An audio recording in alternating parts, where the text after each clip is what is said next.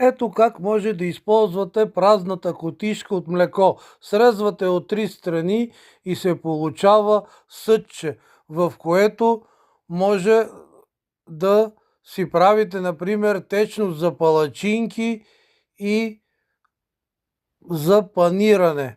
Виждате как съм отрезал, така че входът или капачката да е в долната част. Като направите за палачинки течността, отваряте самата тапа и в тиганчето може да изсипвате от течността и да си правите палачинки, без да използвате черпак и други материали. Това е един лесен начин.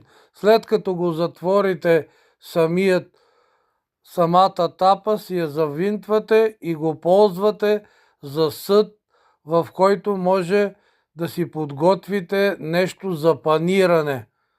Да си разбиете яйца и да си направите нещо, което ще го ползвате за паниране.